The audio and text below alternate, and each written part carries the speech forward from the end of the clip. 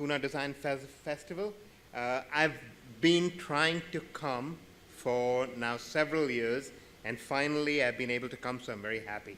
While I'm waiting for my slides to show up on the screen, the subject that I'm going to be talking about, the talk's called Futuring the Future, and it is really about some thoughts about where design is headed in the 21st century. A couple of things. I'm going to be talking very fast. I've got a bunch of slides, a fairly short amount of time, and it's going to go all over the place. So really what I'm doing is setting up the talk. This is a session. We've got 3 talks where there are going to be 2 other speakers as well. There's going to be Bob and Barbara following me, and then Ranjan, who's going to pull it all together. So this is really triggers for them as well. So the things that I'm going to talk about is really we are in the midst of this amazing, amazing, amazing time, which is really the next industrial revolution. It's happening under our feet. And there's some things that are coming to the fore for us designers who are impacted by this. And I think one of those primary things is really a renewed search for authenticity in the work that we do. And there is also, what we are seeing is design is not the same anymore. There are new design roles emerging, and from where I sit, I see at least about 3 different roles. I'm sure there are more, but here are 3 that I think are emerging. And I'm also going to talk about that there are a number of different design methods also that are emerging at the start of this fantastic century. And one of them is what we could call design swarms, in which we'll get a chance to practice tomorrow afternoon as well as the workshop tomorrow afternoon. And finally, some thoughts about this event that I'm running this August called The Future of the Future. Right? So let's go ahead and get started. So we are 15 years into the century, and one thing that is absolutely undeniably clear is design is hot. Design is extremely hot, where it is flourishing. It seems at the center of things. We kept hearing about the experience economy. It's coming, it's here. We've been hearing about the rise of the creative class, and the creative class has risen. And we find ourselves in a truly extraordinary time where design is not in a place it was not even 10 years ago. Right? And we see the word design now attached to so many different things. And we're seeing also that it is a time where things that, look at those 2 kettles. There is the kettle by Alessi designed by Michael Graves that used to cost $265 just about 10 years ago. And Michael Graves has got a kettle designed for Target, which sells actually not at that price that I have of $39. It now sells for about $24. So it's the same designer, the same quality. We are in the midst of this democratization of design. And we also at this time are seeing this amazing phenomena where the most successful companies in the world are the ones that are designerly. So we know what you see here is the DMI design index, and the 2 lines that you see, the darker line on top, which is the design index, is the 10 companies that have invested in design and used design as their primary driver, their stock market returns versus the rest of the market. Right? And if you think about it, the company that's really bet everything on design is Apple, and today it is the most valuable company on the planet, and it is worth twice as much as the next 2 technology companies. And its results in the last quarter, the revenues in the last quarter, are bigger than many companies and larger than some of the GDPs of countries. So there's this huge bet on design that this company that nearly went bankrupt only 2 decades or so ago, that betting on design has made it really flourish. So when we talk about innovation in this decade, when we talk about innovation, we are really talking about design. So design is really entrenched into this. And there are forces, of course, that are transforming design itself. There are a few forces that are transforming design. We are in the age of what we could call infinite computing, right? There is 1 trillion processors out there. There's 1 billion sensors out there, right? There are more transistors on the planet today than there are grains of rice. I'll repeat that. There are more transistors on the planet than there are grains of rice. which is an astonishing fact. We have turned into this digital planet Earth. We are like a software-powered planet. So we are at a different point where the computing power is just insane. It's only going to get more and more insane. And of course, it's transforming the way that we connect with the world. We connect with the world in hands-free ways, in touch-free ways. Sometimes we connect with voice, sometimes with gesture. Sometimes we connect in holographic ways. Right? So the ways that we are interacting with the world themselves are transforming. And we as designers, when we think about this infinite computing and this shift in the world to being something that is deeply digital, we also see that what we can think about it as a world where the boundaries between the physical and the digital are becoming extremely permeable. And we can think about this as reality digitized. Right? And so we can move back and forth in a very different way than we did. We're used to tools such as 3D modelers and so on, and other graphic tools, and they used to be those tools that we used when we design, and then at the tail end of the process, we'd use to document, render, and so on. That is being turned on itself, where we begin by actually sculpting the world in a sense, very early in the processes in 3D, and just move back and forth. And we are watching a world that is something that can be manufactured in different ways through the revolution in 3D printing.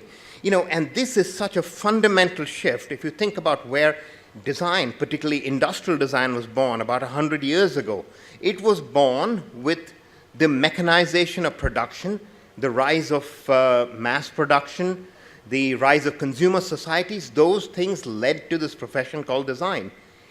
And those very foundations are being undermined when we think about the demise of mass manufacture potentially in the next 20 to 30 years, and with the rise of single-piece production, and as well as we are seeing batch production, right? And this is actually not even set that far in the future. There's a company called Local Motors today which manufactures a car, which is, there's only one of the car that exists, and they do it through a crowdsourced, crowd-funded, crowd-engineered, and crowd-built model, and they just do the last step. And these cars on the road, and they don't cost that much more than a mass-produced car. So the future is here already. And in the midst of all of this, we're seeing one other huge shift that's happening, and that is a rise of maker culture.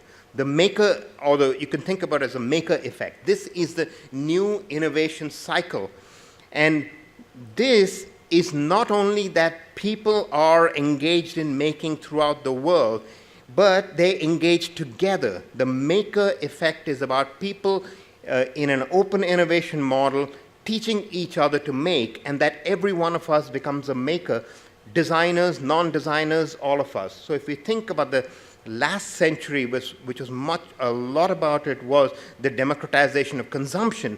This century is going to really be about the democratization of creation through this process. You know, and we are all, again, seeing this. Today you can go onto the Nike ID site and go and design yourself a shoe and have the shoe shipped to you at the same price it costs to walk into a Nike store. And so we are seeing that the means of design, the means of production, are starting to get democratized. We're also seeing the channels for distribution. There are many, many stores like Etsy now, which allow you to actually have your own storefront. So it is a very different time. Things are shifting under our feet, and it's hard to really get a clear sense of what's happening, but what is very, very, very clear right now is the next industrial revolution is happening now, and we're in the midst of it, and as designers, this shift is changing our practice, and we need to, if we are going to be ready for the 21st century and what design will be in the 21st century, we are going to have to recognize some of these changes and start to respond to them. And these are some of the micro changes that I mentioned that are driving our practice. There are other huge macro changes happening on this planet at the same time, right? We are seeing a quickly degrading physical environment. We're seeing the environment that is starting to get really severely impacted by the climate crisis. You know, if you go into many cities today, you need an app or something to tell you whether it's safe to step out. I was in Beijing a couple of months ago, and to step out, I had to make sure that the app said it's safe to go out. We are seeing mass urbanization, urban migration to these centers, And in a very short space of time, we are starting to see the growth of these extremely unsustainable mega cities. Within the next 15 to 17 years, there are going to be 50 cities that are going to be larger than Sweden, right? And these are not success stories. And at the same time, we're seeing a planet that is older than ever, a rapidly aging planet. And it is, again, for the first time in the history of the planet, they're going to be older people than younger people on this planet. And it's also a planet in which we're seeing an increased divide between the haves and have-nots in multiple ways, whether it's political means, economic means, digital access, and so on. So while we are in the next industrial revolution, we also live in what we could call the age of wicked problems, right? So this is the macro context for design, and this is the context within which we, as designers, the experts of design, really need to be rethinking what is design for the 21st century and how we take charge and leadership. One of the themes that emerges very much that I see as I talk to people around the world is this very strong notion of yearning for a sense of purpose, a North Star about actually taking control of things and actually making a difference. You know, an example of this, I'll talk about one particular case. This is a picture from Africa. This is what, there's very little of Africa that is actually an electric grid at night in Africa. This is what most homes look like. These kerosene lanterns come out, and these are like pretty bad for you. They're, using one of these at night is like smoking a couple of packs of cigarettes. They're highly polluting. They create a lot of accidents. A lot of people die from this. More pollution in Africa is created from kerosene lanterns than from cars, right? But there's a challenge because Africa is not an electric grid. In the most wealthy country on the planet, the United States, it nearly bankrupted the country in some sense in 1933 with the Rural Electrification Act to get the grid going. So when you have this huge continent that is bigger than the US and Europe and India and China all together, which doesn't have an infrastructure, it's a wicked problem. And how do you actually get people access to electricity? And so this is a problem that some students at the Harvard Business School took on. They went to Africa, they did some studies, and they noticed, in the different villages, something that is common across different villages, that there was a lot of soccer, and they devised this beautiful little product, which is called a socket, which is a soccer ball that's got a solenoid, and it's got an electric plug, and one game of soccer will power a home with an LED lamp for a whole night. Right? These are the kind of disruptive things that design can do. And when we tie it with that yearning for purpose, there is something very powerful, right? I'm going to spend a little while talking about, I've been at Microsoft 15 years. I've left recently. But during that time, it's been a very interesting journey for me itself to be engaged in one kind of sort of making the difference. And this is, we've talked about the software-powered planet, and what is amazing is when we talk about these wicked problems, there is this huge opportunity, is this thing called digital technology, which is an extremely empowering technology, or can be a very empowering technology, and can help people actually take charge of their lives.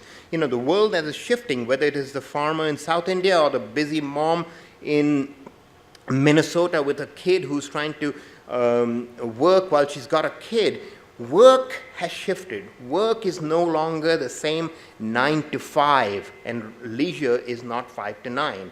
They're all kind of mixed up, and it's a good thing when we can actually take control of our lives by using these technologies. And the capability given to us with digital technology that this mom is able to actually get her work done but still spend time with her son, and this farmer is able to get the right kind of information so that he doesn't get screwed in the marketplace. So much capability. The challenge that we have, of course, is most of us at any time don't really face this technology as capability, but we face it as a bunch of clutter, as overload and anxiety, and typically for most of us, it is just a whole bunch of our 5 email accounts, not knowing which one of those is compromised, our 14 passwords we're trying to remember, and just a sense of being out of control, right? And there is this sense of sort of a dominant sense that we are not driving this technology, we are not driving these devices, but they are actually driving us. And so this is a real opportunity for design, that in a very short amount of time, we've gone from training experts to deal with such complexity to now the technology has become so complex that we expect every human being to be this aircraft pilot, in a sense, to manage their digital life.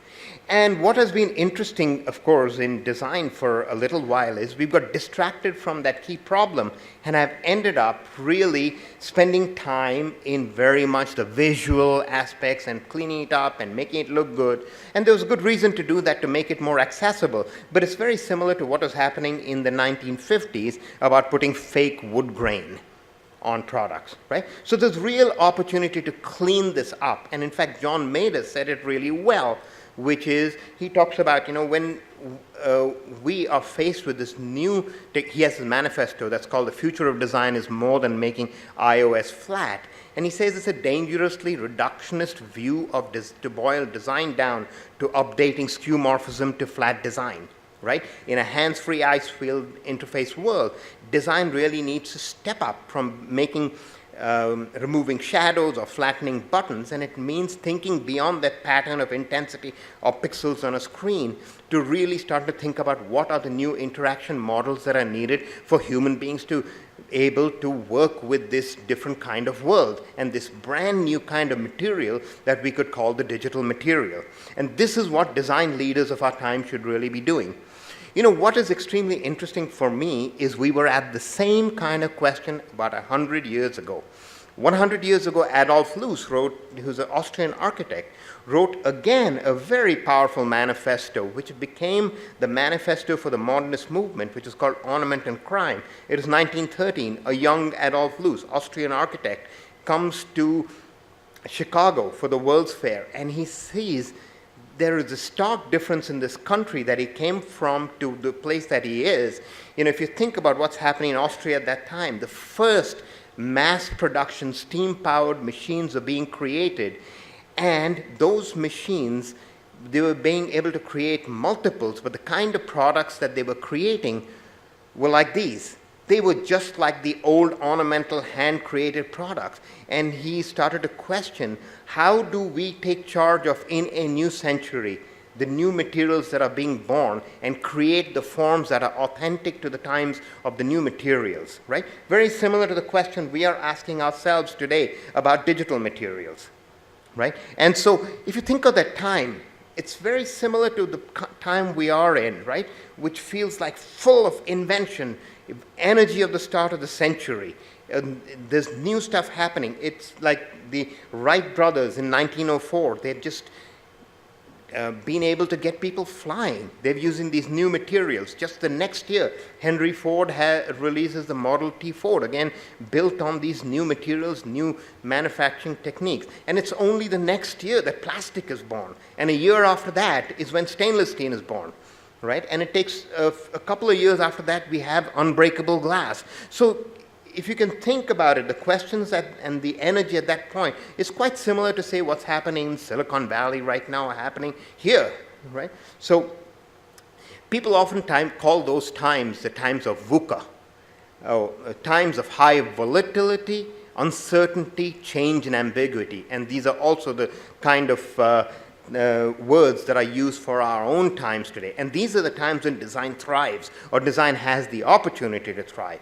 Now, of course, there was the war, and the First World War was just around the corner, so some of these ideas in Adolf Loos's manifesto remained sort of dormant till 20 years later, 1990, Germany gets defeated, there is the German monarchy falls, and there is the new liberalism, censorship is gone, and this creates the ground for the creation of the Bauhaus.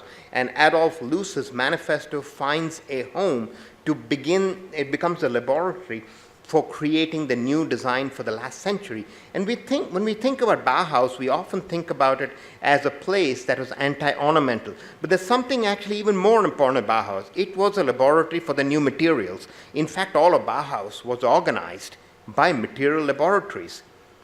And so from the work that happens in the Bauhaus, we come to the international style, right? And the international style, which led into architecture and then found its way, into product design, and it was championed by Dieter Rams and Braun and so on. And that is still alive today, and we see it actually very strongly in companies like Apple. We see it in this product I'm using to present. We see it in pushed to an extreme in places like Muji, right, which have adopted some of these ideals of minimalism and aligned it with purpose. So Muji is all about recognizing that we live in a time where the environment is degrading and we need to create beauty but have as little waste as possible. And so in a sense, they've adopted this philosophy beyond a design ethos to actually be the philosophy of the company.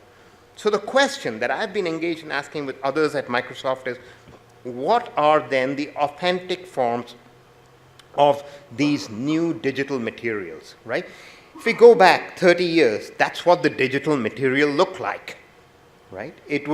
That was the way that we interacted with it. But the people who interacted was 2% or 1% of humanity who could understand how to be able to work with such arcane languages.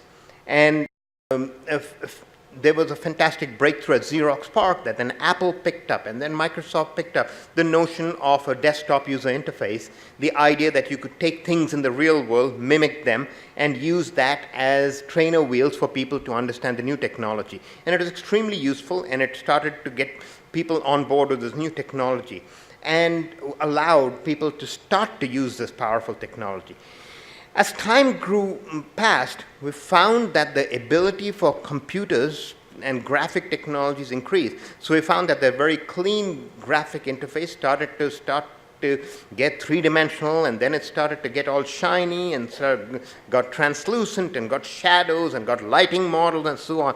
And soon the original intent of having a technology that is clarified and simplified to empower actually goes the other way, and we end up at a situation like this, where the technology or the interface of technology actually starts to be more of a wall between you and the capability. And this was a product, I'll admit, I was involved with, right? But this was a wake-up moment for us at Microsoft.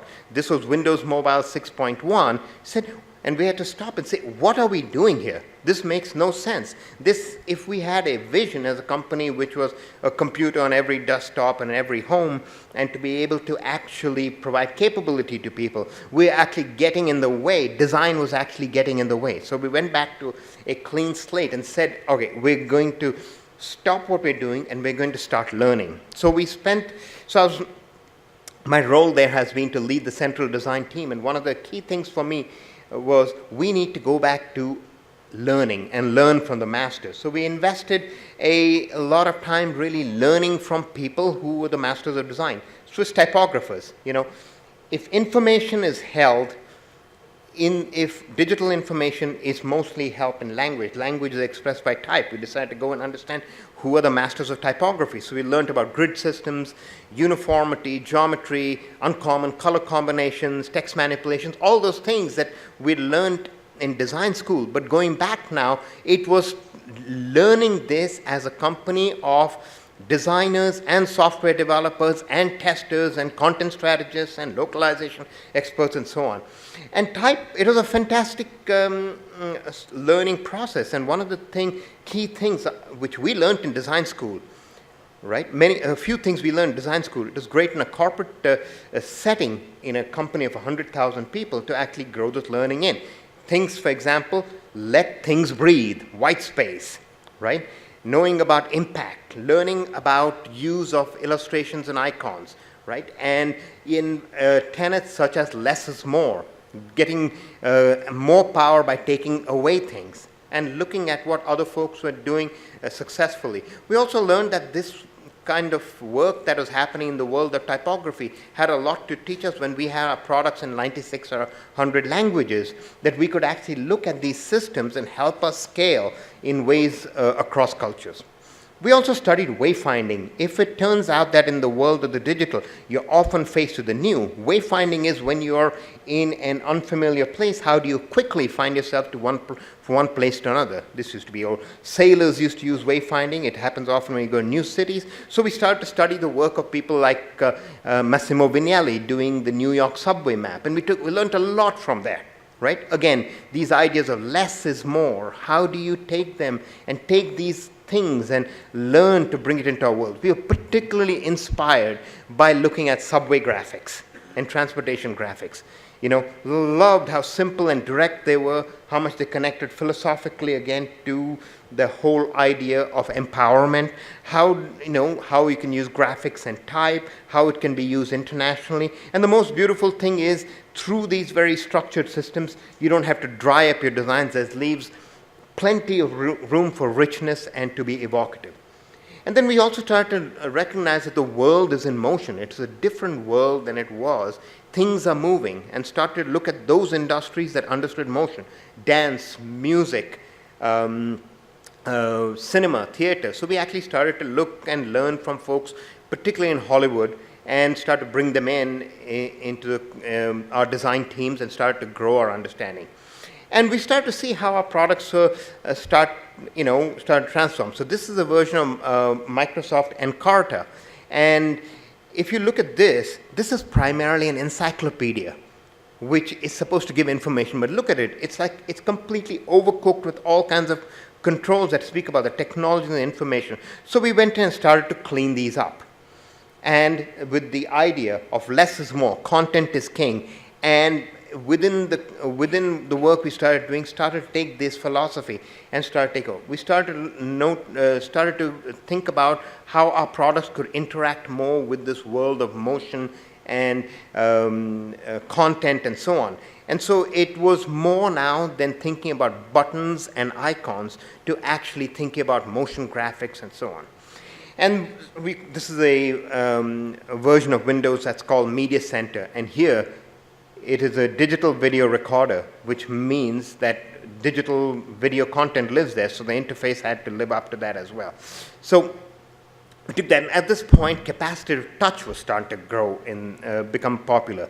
And so we started to take this and start to expand this language to work in the world of touch. So now the concerns start to become, what is that response? What's the threshold for responsiveness? If you're going to move things on a screen, do you need a gravity model? How is there parallax and so on? So we were learning about new things while we're creating this new language, and also understanding that you cannot specify this world, which is fundamentally in motion, by doing statically. So we actually shifted many design processes and actually started to think about design as something that is created in motion from the very beginning. And this led to a whole process which is 6 or 7 years long till we actually finally ended up at this language which we think does reflect in some way the notion of what is this material that's digital and how we can talk about it. I have an hour-long talk that just talks about that, which I won't be doing here, but there is the notion of how you can bring this material alive. And so this was very interesting and reinforcing for us to think about, here we are, the quest that we are on to really uncover the true, authentic forms of these materials was leading us somewhere. And we start to see that, it became an inspiration for others as well, including some folks who were the people we looked up to. We always thought of Microsoft as not our design powerhouse. We were looking at Apple, and we were looking at some of the others. And then when we started seeing folks like Apple take some of these ideas and start to adopt them, we're in the right direction. So the key point that is happening over here, of course, is that, in these enterprises, start of the 21st century, when we are doing these kinds of things, these are not done by designers themselves. It is all about these kind of innovations is what a lot of people pulling together, and designers start to have a different role to play. I love this particular model that shows the impact that design has on an organization in the 4 stages. It's by Sabine Junginger, and it's a brilliant model. I've used this over and over again And so in the 4 stages, there's a certain stage when design is a resource. This is typically when you are brought in late into a process. Somebody else decides that maybe a little bit of design sprinkled on a product is a good idea. You may be asked to paint a product, create a pixel, create an icon at the end of the product. Then there's a next stage where design actually becomes part of an organizational system. It is one of the players, right, that is at the table. And then there is a next stage where design actually becomes core to the organization, as typically where products actually start to begin. So this is typically seen when things begin with user research or customer understanding and starts with design. And finally, there's a stage when design is the organization itself. And so that's a place we want to get to, very few places get to. So this is kind of these stages. What is important for our times typically is that in most organizations, designers are not the majority. They are somewhere. At Microsoft, it was 1 designer for every 42 engineers. So which means there's a different kind of leverage you need to use, which is about how you work as a minority culture. And a model that I've found extremely useful is to rethink how we bring designerliness to an organization at 3 levels, where there is a core of folks who have great design mastery. And not only do they make product, but their role is to actually increase design fluency in a broad part of the organization and design literacy for a broad organization. So the role for designers themselves actually shifts a little bit when we think about it this way. You start to think about designers not being these black box design heroes who magically come out with brilliant innovations, but designers actually being team heroes who build design capability among others and actually take on a different role as being cross-discipline leaders, right? And so this is an entirely new way to think about design. We don't often think of ourselves as leaders. We think of ourselves as service providers to others who are leaders. My own experience at Microsoft has been one of the things through this journey has the entire language of engineering has shifted, right?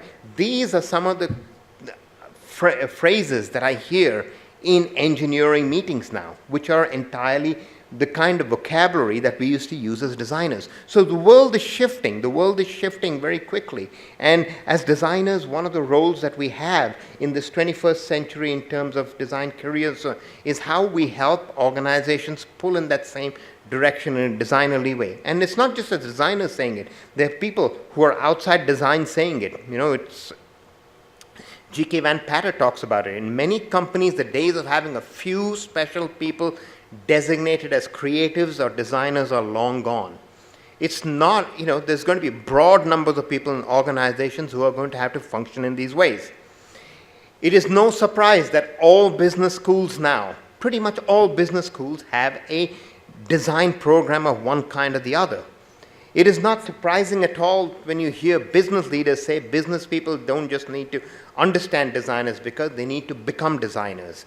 So when everybody else is sort of training themselves and selecting themselves, self-selecting to be designers, right? It is interesting, what do we do as designers? What do we do with our craft, right? Daniel Pink talks about how the MFA is the new MBA. And large corporations like IBM are talking about how CEOs are thinking about how do they get design training to become better CEOs, right? So when we think of a design, it is up to us in the room to figure out where does a designer go in the future. Are we going to be the maker of artifacts, or does our role change? And I see about 5 different areas that the role is evolving.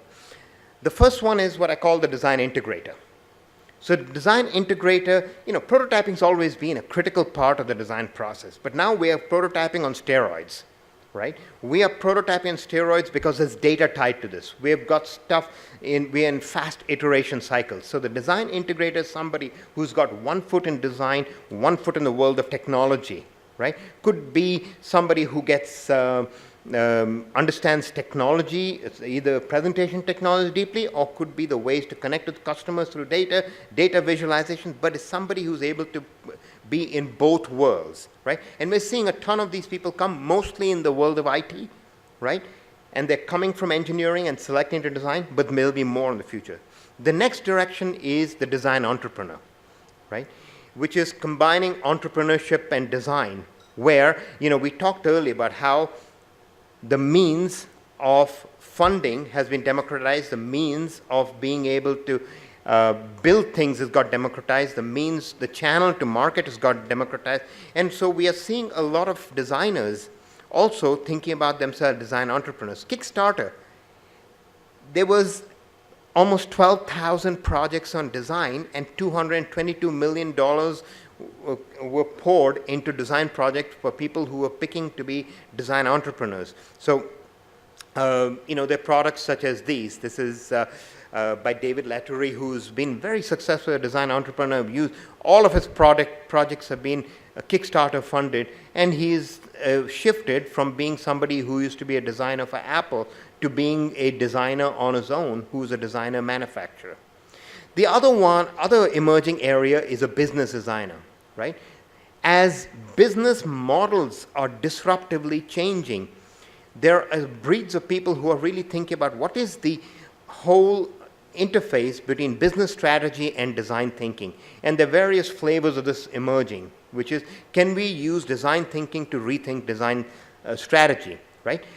I've run this program at Microsoft. We've trained about 24,000 people on design thinking across the company, and about 1,000 of those are people who are in leadership roles, and they are actually designing the business of the company in a sense. So they are actually using ideas such as fast prototyping, failing fast, being able to use scenarios and personas to design things. So there's an opportunity. One great example of who's doing this well is IDEO.org, and this example that you see is a product called PillPack. There's a pharmacist in Boston who had this great idea saying, I know that people, especially the elderly folks, have a lot of difficulty taking the right medications at a time when they can't remember things, their eyesight is failing. And he went to IDEO and said, this is my idea. So IDEO actually took him in-house for 3 months, and together they developed a whole business model of how this might work, and also a product which is called a PillPack, which is kind of this strip of a pack that comes out and you get the right kind of medication you need at the right time. So a lot of opportunity in this area. And then there's designer as social innovator, right? In Ranjan's talk, I know he's going to talk a lot about this. I'll keep this really brief, but there is this notion really about how do we actually participate in using these skills in design to take on some of the really hard problems. And what is interesting in our times is, it used to be we would have to make our choice in our careers saying, hey, I am either going to use my craft as a designer and sell this service to somebody, and through this I will make a good livelihood, and or you say, I don't care so much about the money, I really want to make an impact, and so I'm going to just go help people who really need it through impact projects. Work that's around impact. The good news in our times, and when we talk about this broad yearning for purpose, is there's a great alignment between purpose and profit. You can do extremely purposeful things and make a very, very good livelihood. And we're seeing cases all over. I won't talk about this case much, but this is about a tortilla stub for Guatemala. Again, there's a whole case study on that. Next, I'm going to move, so far I've talked about, this kind of how design's transforming, these 5 emerging ways. I'm going to talk, there are new methods emerging as well. And I'm going to take a few minutes to talk about one of these, and this is called design swarming. It used to be at designers, this was what we were interested in. How do we get the intersection between, intersection between the key point between useful, usable, and desirable.